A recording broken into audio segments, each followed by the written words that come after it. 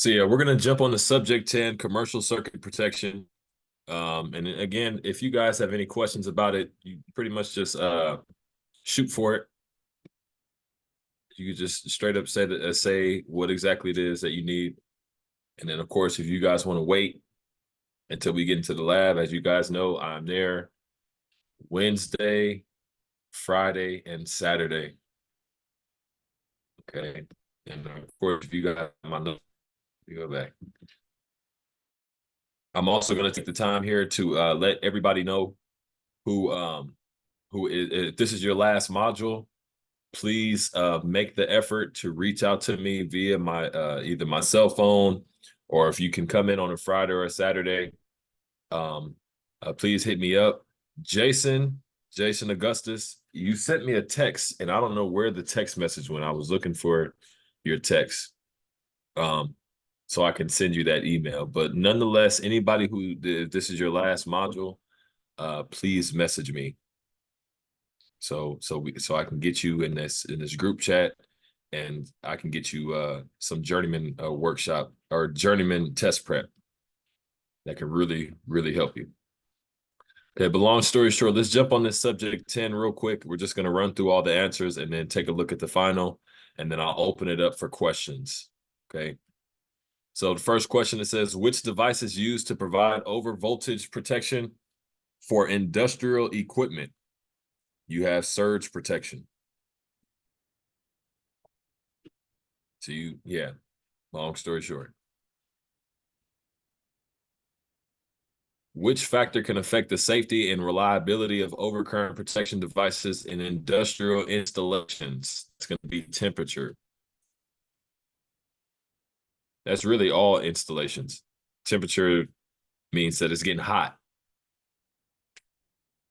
right? All these other factors coincide lightweight with it being hot, or the more expensive the insulation is, which is the cost. It's just how much more temperature that it can handle. The current is getting too hot. You have a lot of current that's getting hot. And the wattage is half of the current.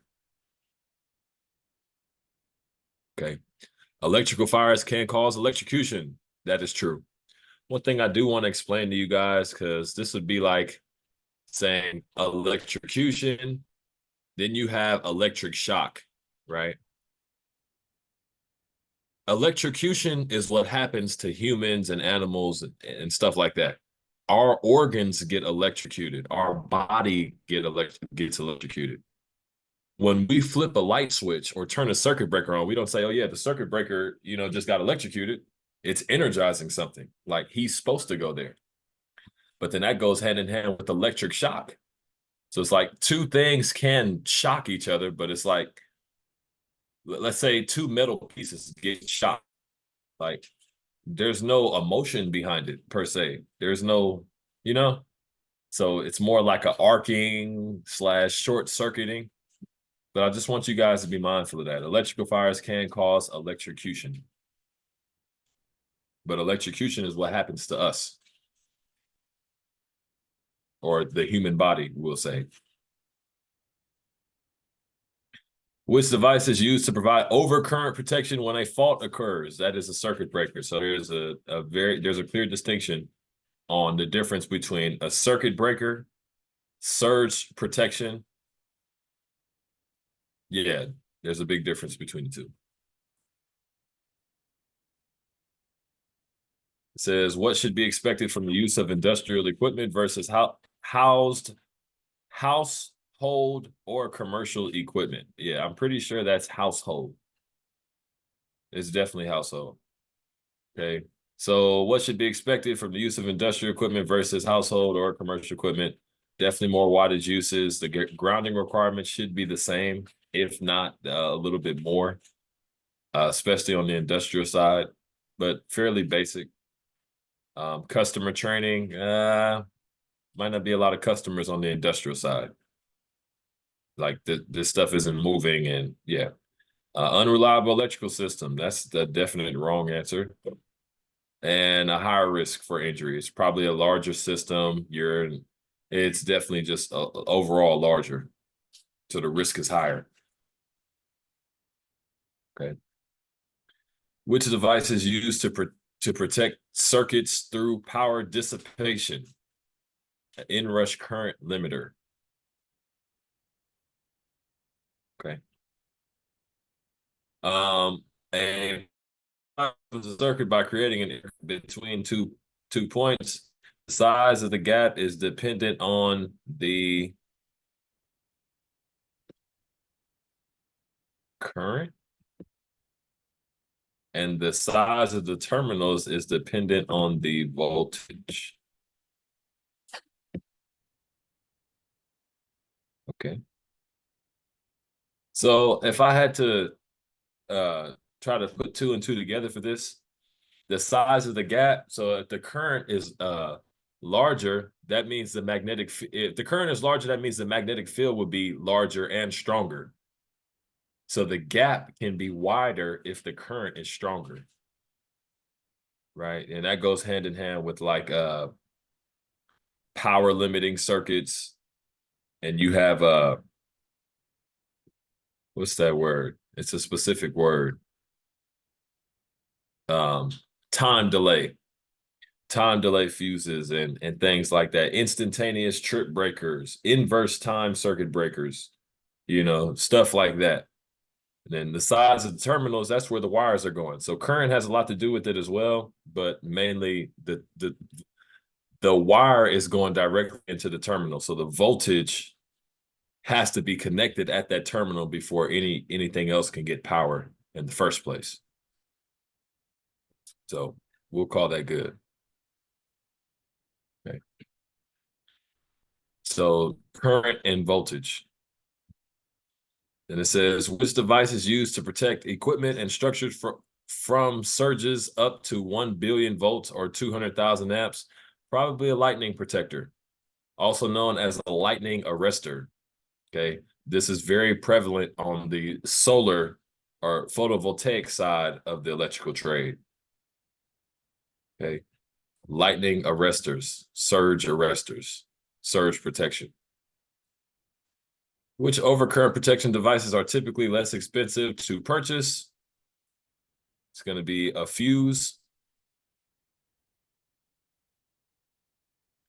Which device is used to provide overcurrent protection for equipment that has higher current limits? Probably fuses. Okay. If you guys had any questions that were different on that, I would definitely say it. You should be able, everybody should be able to take it 3 times, and it's going to give you the correct answers for the questions that you had. So these questions right here are just the ones that are like, I think these are some of the main ones from the answer bank. But if you, because that happens a lot, if you have some questions that you had that weren't on this review, just go ahead and take the test. It should be after 3 times, they just give you the answers to your specific test.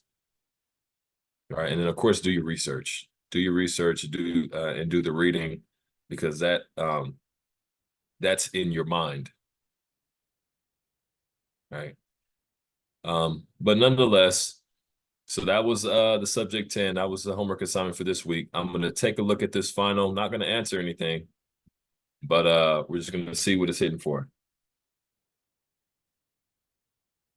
Okay. Which specification chapter details a list of all materials that will be used? Yeah, you guys definitely would be able to answer that. Specifications. All right. Yeah, this looks like stuff straight out of week 1.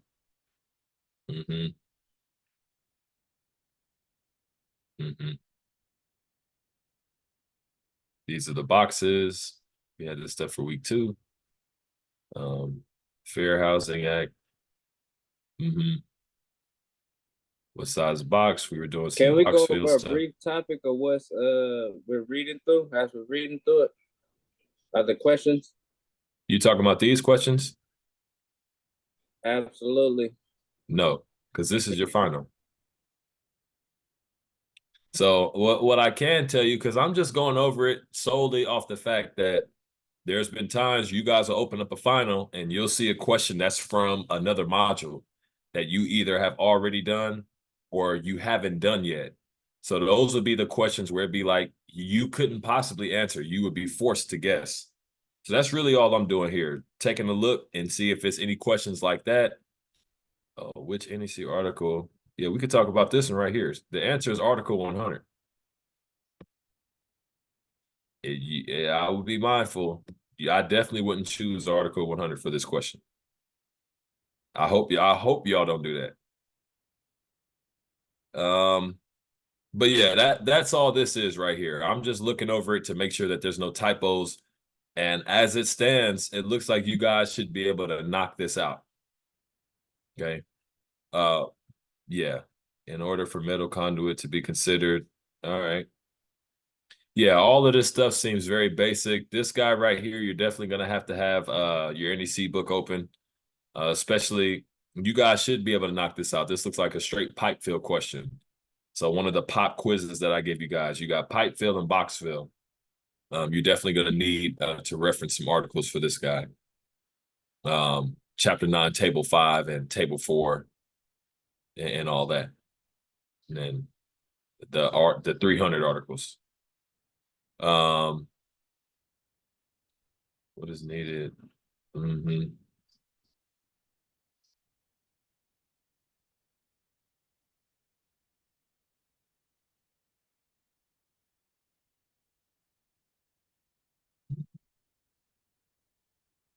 Yeah, so this stuff, the advice I will give if you guys want to do it, because this is a review.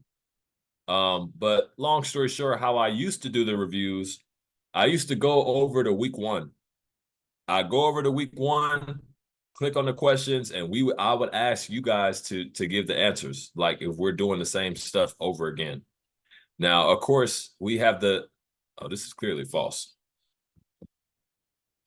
So if you have the videos, you can go back and watch those. That would be some of the best review.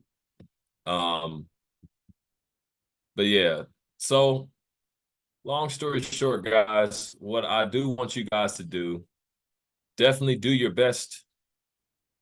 Okay, you do your best. Don't have 17 tabs open, cheating yourself on the test. What I would like you to do is treat this test like it's a state exam. Treat every final like it's a state exam. That's the realm that you guys are in, whether you feel you're prepared or not. If you don't feel prepared, I definitely would advise you putting yourself in that training space of, hey, this is a 60 question final, it's 150 points. I don't have a time limit, but I'm going to treat it like it's a final exam. That to me would be, and not for me, but just to me, as understanding it, would be one of the most beneficial things you guys can do and maximize your training and your knowledge, which is ultimately going to, if I put it into simple words, it'll get you paid. It'll get you paid, but if you really lock in with the information, of course, it's going to pay you and then some. Right. But there's definitely levels to it. I've definitely experienced the levels. And I'm sure any other instructor here, at least with Intercoast, many employers, they can all vouch just for that statement. There's definitely levels. But other than that, guys, yeah, I can't go over no final with y'all. But you guys definitely can go back. Let me tell you this. If anybody hasn't been watching the recordings, what you do, you go to your announcements and you can open up all of the weeks. You got week 1, week 2, week 3. I'm going to post a week 4 today. But damn near every question I've seen on the final is a review, is a question from the review. So it's not necessarily cheating if you went back in and then tried to take notes, or it's not even cheating if you had 17 tabs open and basically cheated your way through the test. It's not cheating. We're not monitoring you. We're not proctoring the test for you. You guys are doing it at your house. You got phones out. You got your stuff out. So that's fine and dandy. If you want to get 150, if you want to get 100% on your final every time, that's fine. But when it comes down to you getting employed at a very high paying electrical company and they give you a pre-employment test, if you go through the union, there's going to be some math and well, they have, I think it's 2 tests that you have to take, and you got to go through some interviews and stuff. But nonetheless, you're not going to have no phones or no stuff out on that test. You're definitely not going to have it on no state journeyman test. You're not going to have it on a pre-employment test with a private sector company or a government sector company. So yeah, that's just my spiel. Really treat it like that. Because I can tell you right now, that's really where you guys are. You want to get more comfortable, pretty much, or maybe not so much comfortable, but more uh uh secure with what you know. 100%, this would be the time to test yourself every time. All right. But other than that, guys, that's really all I have. Definitely need you guys to knock out the week 4 homework assignment. All the grades should be up to date up until week 4. So the discussions have not been graded for week 4. They will be graded on probably on Monday. The lab assignments, I'm probably going to grade them all on Wednesday. So anybody who needs to make up some stuff will make that happen. And then you guys know the homework assignments are graded automatically. Okay, another piece of advice I'll give with that is don't go with the lowest score sometimes. Sometimes it's like, oh, I got 10 out of 20. Okay, the homework's done. It's like, yeah, but go back and get some more points, man. This stuff is like, what I will guarantee you, this is not like algebra in high school. Where it's like, man, when the hell am I ever gonna use this? If you want me to be honest, these are the situations, you being an electrician, where you 100% have to use algebra. Like if there was any uh profession that actually where you were asking the question in high school or wherever, you're going, when the hell am I going to have to use this math? This literally is the trade where you would have to use it. Calculus and algebra 2, geometry, trigonometry, all that shit is embedded in the electrical trade. Like it's 100% certainty. It's what I'm guaranteeing. So just become proficient with it. I know there's a lot of guys, even like myself, in high school, I was not the greatest in math. The highest math that I took was geometry. And that was extremely hard. That was in 12th grade.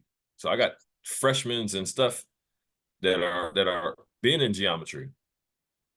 But what I'm telling you guys now is you guys have an opportunity to not relive it, but you have the time to expound on your mathematical genius per se, because now with the electrical trade, and of course I want to break it down as much as possible because it was confusing as hell to me, this is where you can actually apply it, and I feel as if you guys will have a deeper understanding than just